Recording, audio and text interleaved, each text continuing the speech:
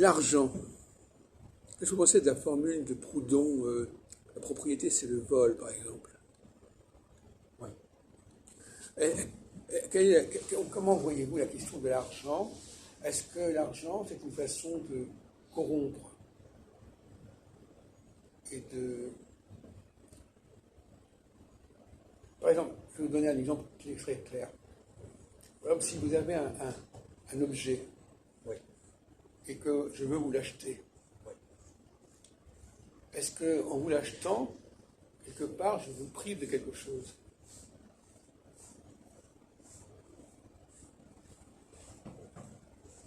Est-ce que l'argent ne me permet pas de vous déposséder, paradoxalement? Si. Je pense aussi.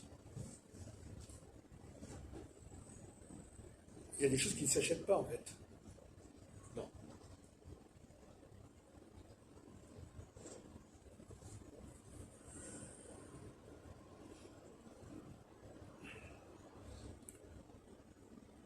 Donc, par exemple, quand on parlait avec l'argent, vous pouvez employer quelqu'un, vous pouvez payer quelqu'un à travailler pour vous.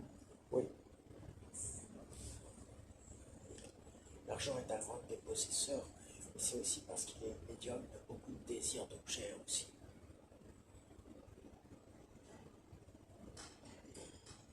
Mais justement, je crois qu'on avait parlé la dernière fois, je ne pense pas, mais est-ce que les femmes ont le même rapport à la possession que les hommes, chez Matras? Vous n'avez toujours pas dit ce qui est assez évasif, finalement.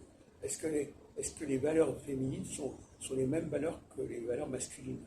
J'ai pas l'impression. Mais vous ne pouvez pas préciser.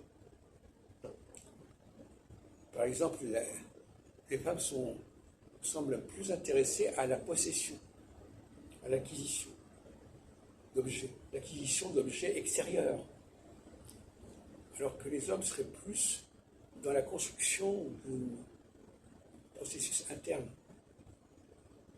Oui. Un objet extérieur, ça s'achète, ça se vend.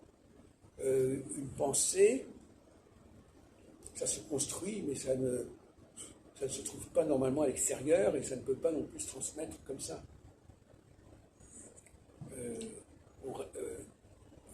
Par exemple, on sait toujours qui a écrit ça, qui a dit ça. Marx aurait pu vendre son... Un auteur ne peut pas... Est-ce qu'un auteur peut vendre à quelqu'un d'autre son travail? Sous forme de livre. Sous forme de livre. Oui, mais est-ce qu'il peut le vendre en disant, voilà, je vous le vends, et maintenant c'est à vous, et vous pouvez vous l'approprier en quelque sorte? Apparemment, ce n'est pas tellement la pratique. Non. On respecte celui qui est à l'origine d'une pensée, d'un ouvrage, par-delà toute considération financière. C'est pour ça qu'il y a les bibliothèques.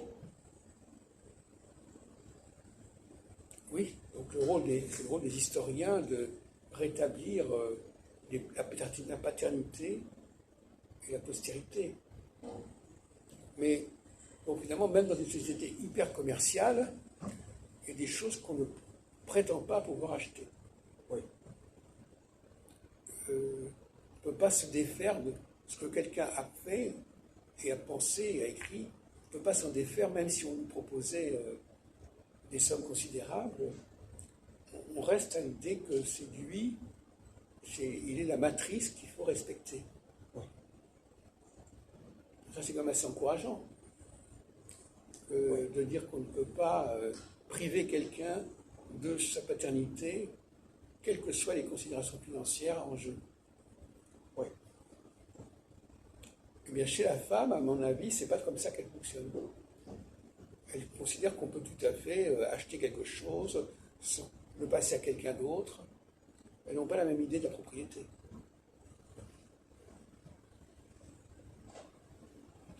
Et c'est ça qui rend la vie entre les deux difficile. Il y a une sorte d'incompréhension entre les deux, entre la femme et l'homme. Oui, alors justement, vous êtes très évasif. Alors, donnez-nous des exemples d'incompréhension, s'il vous plaît. Par exemple, j'ai acheté des livres et j'en faisais venir souvent à l'appartement de mon amie Marina. Il y a une dispute parce qu'elle trouvait qu'il y avait trop de livres et je lui citais l'exemple de Jacques Le Goff, que que j'étais allé voir à de nombreuses reprises et qui Ah bon? avait sur son bureau un monceau de livres. Oui. En fait, Je ne savais pas que vous fréquentiez Jacques Le Goff. Moi, j'ai bien connu à l'époque aussi. et je lui disais à mon amie Marina que le bureau d'un universitaire pouvait être, en citant l'exemple de Jacques Le Goff, pouvait ployer sous un monceau de livres et pour pouvoir s'y référer souvent, pour pouvoir construire sa pensée aussi. Elle n'était pas d'accord avec ça en fait. Et c'est-à-dire, quel était son désaccord? C'est qu'il ne fallait pas amener trop de livres à la maison en fait. Oui, mais en même temps, c'est un peu paradoxal ce que vous dites, parce que les livres, c'est quelque chose qui vient de l'extérieur. Et quelque part, quelqu'un qui pense, qui travaille par lui-même, qui pense par lui-même, il n'a pas forcément besoin des livres. Pas forcément. Lire n'est pas l'écriture, c'est pas la lecture. Et ça aide à la lecture, à l'écriture, à la lecture. Ça peut aider, on peut se recouper sur les livres pour écrire son propre essai aussi. Oui, alors, jusqu'à un certain âge, mais enfin, à un moment donné, à l'âge de la maturité, à moins d'être historien, c'est-à-dire de vouloir vraiment retrouver la trace de tel et tel. Alors, on fait un travail d'historien, mais au niveau de la construction de sa propre pensée, à un moment donné, il faut quand même. Vous savez, c'est comme la musique, par exemple. Vous pouvez passer votre temps à écouter de la musique, mais qu'est-ce que vous-même, est-ce que vous êtes producteur de musique? Est-ce que vous créez de la musique? Oui. Donc le mélomane, il est dans une logique complètement différente du créateur. J'ai rencontré un créateur de musique, il me disait qu'il s'était approprié les formes du passé. Et j'ai lu un extrait de Marcel Proust, où Marcel Proust parle de la tradition. Et effectivement, dans la recherche du temps perdu, il y a des allusions à des livres, à des spectacles qui ont fait date pour lui, en fait. Ou même à des œuvres d'art, en fait. Oui, enfin ça ne l'a pas empêché d'écrire. Ça ne l'a pas empêché d'écrire, mais... Donc, je ne pense pas qu'il passait son temps à lire. Non.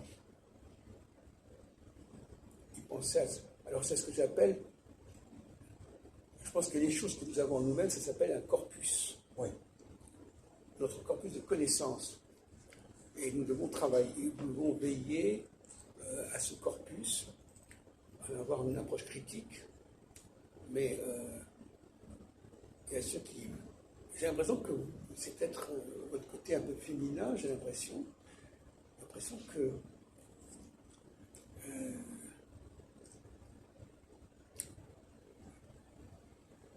vous seriez tenté quand même, vous parlez genre de livres, pour vous, vous avez un rapport très ambigu avec la lecture finalement.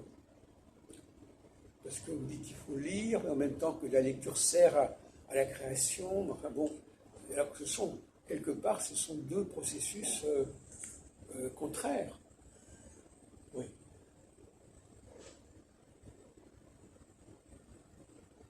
Celui qui consomme est beaucoup plus averti de ce qui se fait autour de lui que celui qui crée. Oui. Donc, si vous êtes trop au courant de ce qui se fait, c'est que vous-même vous n'êtes pas assez créateur. Oui. Et alors, ce qui est intéressant, c'est que le créateur, lui, fait des choses qui sont gratuites, qui ne coûtent rien, puisque ça vient de lui, alors que l'acquisition, ça passe par l'argent. Oui. Sauf si on va à la bibliothèque et qu'on consulte sur place. Oui. Mais ça passe par l'objet. La création, elle est plus écologique que la consommation. Il y a un processus qui va de la lecture à la création. À un moment donné, j'avais rencontré un pianiste chilien qui était aussi mathématicien et qui s'intéressait à la littérature. Il m'a dit, vous lisez une ligne, vous écrivez 10 lignes. Ah bon? Et alors vous êtes d'accord avec ça ou c'est comme ça que vous procédez? C'est pas comme ça que je procède, mais j'ai toujours cette idée en tête. J'ai toujours l'idée de l'appliquer à un moment donné quand je sature la lecture. Mais qu'est-ce que vous comprenez quand il dit ça? Parce que... Il m'a dit aussi, apprenez à en être et non pas en esclave. Donc citant la France de Platon. À un moment donné, on était passé devant un parterre de fleurs où je disais que j'avais envie d'apprendre les noms des plantes. Il disait commencez d'abord à leur donner des noms imaginaires, d'après ce que vous voyez, et après seulement regarder dans un traité de botanique. Oui, alors ça me paraît, c'est mon conseil de la même façon qu'il vaut mieux que vous ayez une certaine idée du monde avant de lire ce qu'on écrit sur le monde. Oui. Vous avez l'impression que vous fonctionnez à l'envers. Vous lisez d'abord ce qu'on dit sur le monde, et puis après vous dites peut-être que je vais peut-être arriver à quelque chose là-dessus. C'est le problème, c'est ce que j'appelle l'approche anthropologique. C'est-à-dire qu'il faut élaborer une pensée propre. La question de savoir s'il faut d'abord penser de façon personnelle, puis ensuite aller voir éventuellement ce qu'écrivent les autres, ou est-ce qu'il faut d'abord voir ce qu'écrivent les autres et après développer sa propre pensée.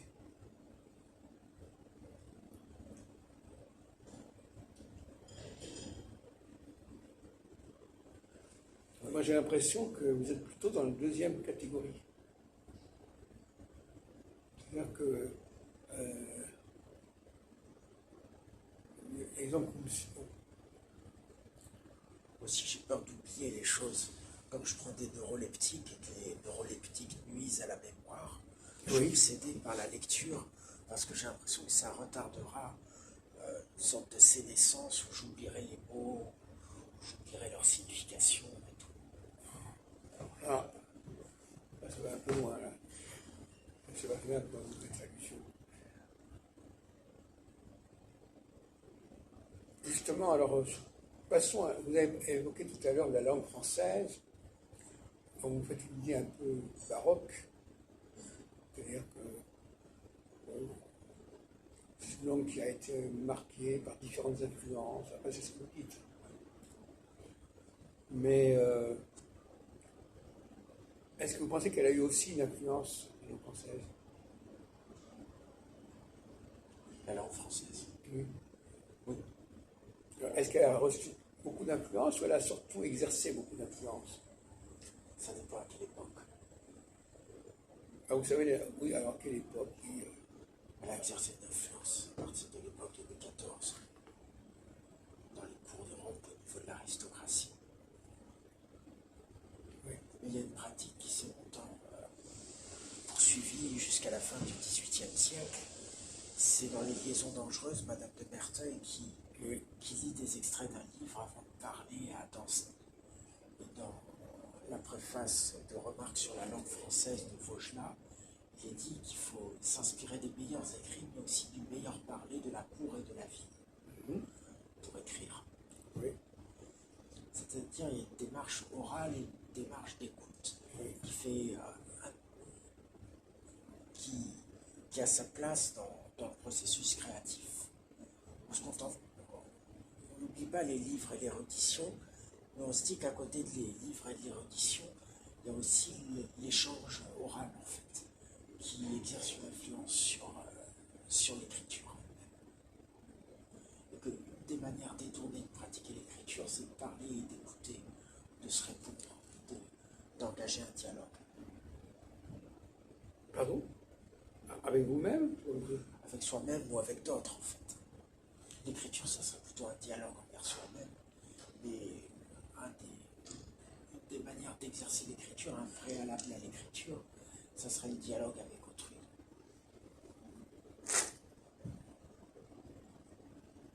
Oui, c'est bien ce que je pensais. Vous pensez que si vous n'avez pas de communication avec autrui, vous ne pouvez pas avancer dans votre réflexion. Vous avez besoin de savoir comment les gens réagissent à ce que vous dites, par exemple.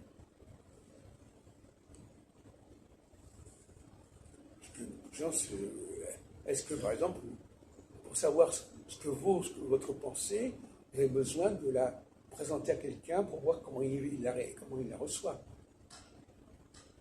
Oui, peut-être. Oui. Non, je vous pose la question, je ne veux pas du tout vous influencer. Et n'essayez pas de deviner ce que je pense à ce sujet.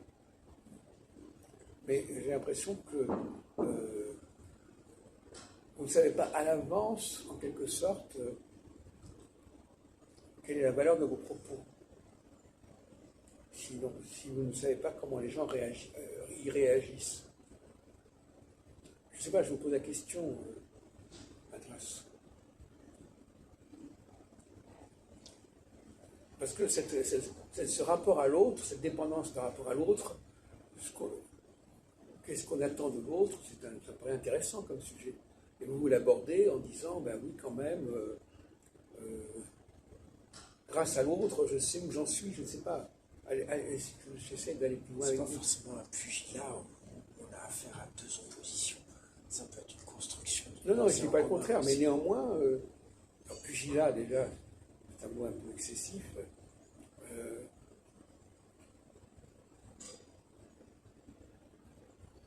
Est-ce que, par exemple, vous-même, vous apercevez par vous-même de vos erreurs, ou est-ce que vous attendez que les autres vous les signalent?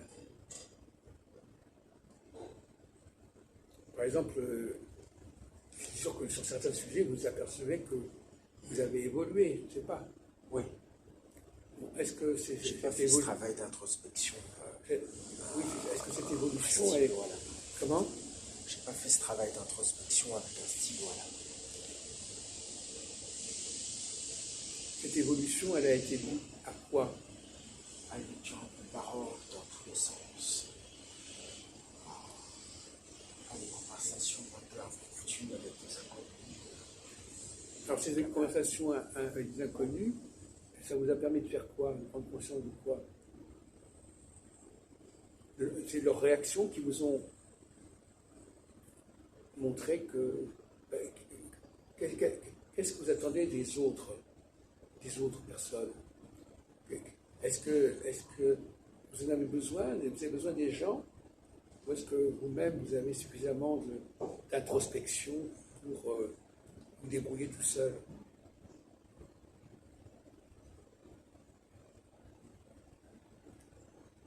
C'est une sorte d'entraînement, en fait, la discussion avec autrui. On ne va pas pouvoir exactement sa réaction, mais pour être dans une certaine manière, dans une pensée d'entre-deux, en fait. Oui.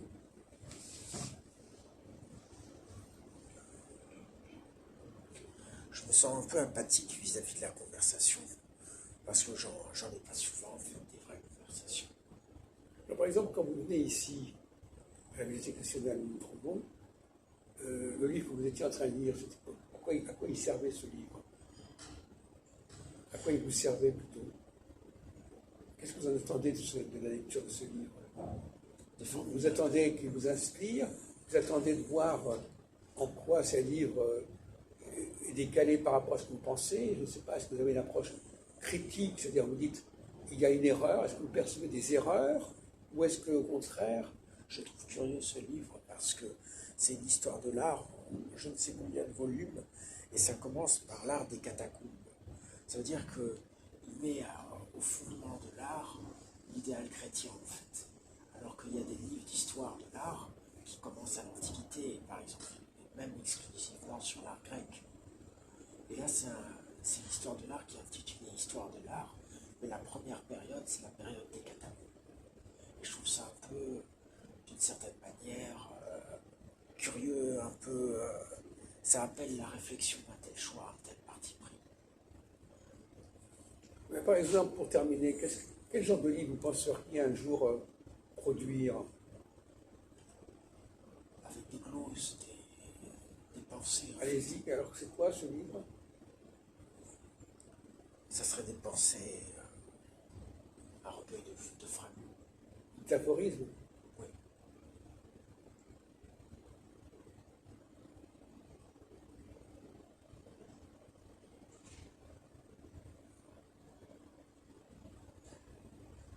Vous-même, vous avez écrit des choses, des poèmes, vous avez écrit quoi? J'ai écrit des poèmes. Alors, dans ces poèmes, qu'est-ce qui passe à travers ces poèmes, Mathieu? En fait, je les ai écrits à un moment où j'étais pris en charge par les psychiatres et je refusais les médicaments qu'on me donnait, en fait. Et j'espérais que ces écrits, Ouais. si je les publiais, rencontreraient une autorité qui m'autoriserait à ne plus avoir ces médicaments. Et donc, vous avez fait lire ces livres, ces textes? fait lire à certaines personnes, mais j'ai pas pu les éditer parce que l'éditeur a fait une réponse négative. Je l'ai envoyé à 2 éditeurs, à Gallimard et à Flammarion.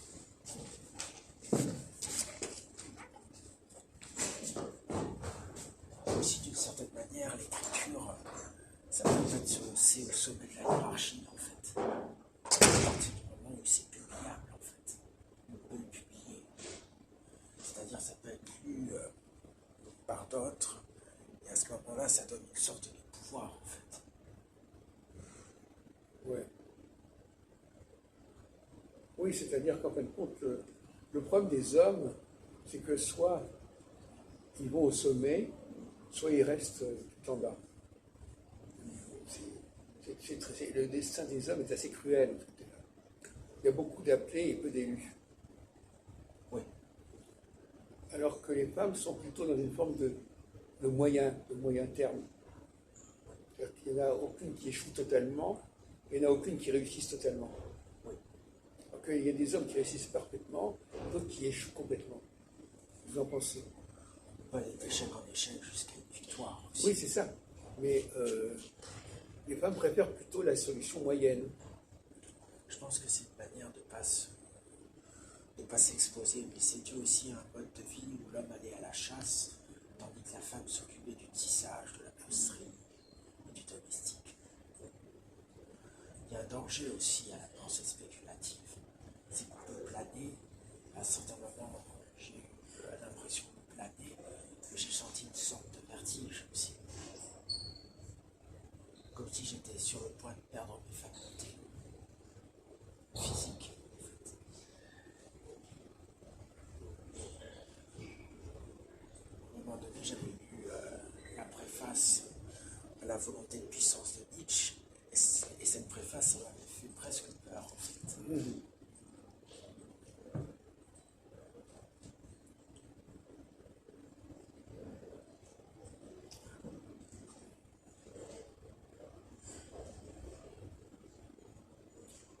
Bon, écoutez, on va s'arrêter là, pour l'instant. On a à peu près une heure d'enregistrement, c'est pas mal. Merci de votre contribution. Je vous mettrai la prochaine fois.